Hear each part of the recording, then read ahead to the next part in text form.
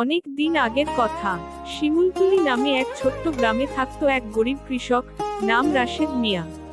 তার ছিল না কোনো টাকা পয়সা। প্রতিদিন সকালে উঠে অন্যের জমিতে কাজ করে সে কোনো রকমে পেট চালাতো। সে ছিল খুব সৎ আর পরিশ্রমী। ছোটবেলাতেই তার বাবা মারা গিয়েছিল, তাই সংসারের ভার তার কাঁধেই ছিল। প্রতিদিনের মতো ভোরে উঠে রাশেদ মাঠের দিকে রওনা দিল। সে যেখানে কাজ করে সেখানে যেতে হলে একটি ভয়ানক জঙ্গল পার করতে হয়। সে জঙ্গলের ভিতর দিয়ে হাঁটতেছিল, হঠাৎ একটি সোনার ঘোড়া সে দেখে অবাক। সে দেখতে পায় যে ঘোড়াটা তার দিকে আসতেছে।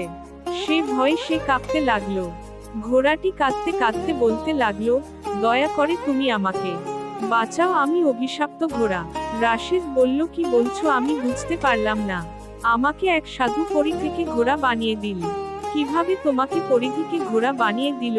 তুমি শুনতে চাও আমি কিভাবে পরী থেকে সোনার ঘোড়া হয়ে গেলাম?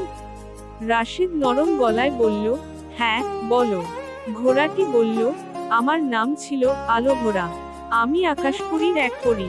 কয়েকদিন আগে আমি আর আমার 4 বন্ধু মিলে পৃথিবীর সৌন্দর্য দেখতে এসেছিলাম।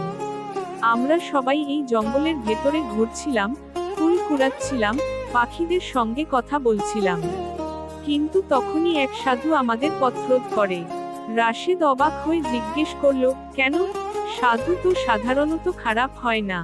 ঘোড়া দীর্ঘশ্বাস ফেলে বলল, সাধুটা ছিল এক রাক্ষসী সাধু, বাহুবর নাম ছিল তার। সে আমাদের সৌন্দর্য দেখে হিংসায় জ্বলে ওঠে। বলে, তোমরা যদি মানুষের মধ্যে নেমে আনন্দ করো, তবে মানুষ বেশি বড় হয়ে যাবে। তখন সে আমাদের অভিশাপ দেয়। বলে, যে পরী সবচেয়ে দয়ালু, সে ঘোড়ায় পরিণত হোক। আর যদি কোনো মানুষ নিজের ইচ্ছায় তোমাকে সাহায্য করে, তবেই মুক্তি পাবে। রাশেদ শুনে স্তব্ধ। তার বুকের ভেতর কিছু নড়ে উঠল। তার মানে, তুমি এখনো পুরোপুরি মুক্ত না? না, তুমিই আমার শেষ আশার আলো। যদি তুমি আমাকে ভালোবেসে সাহায্যের হাত বাড়াও, কোনো স্বার্থ ছাড়া, তবে আমি আবার আকাশে উঠতে পারবো।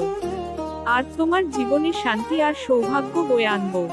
রাশেদ মাটির দিকে তাকিয়ে রইল কিছুক্ষণ।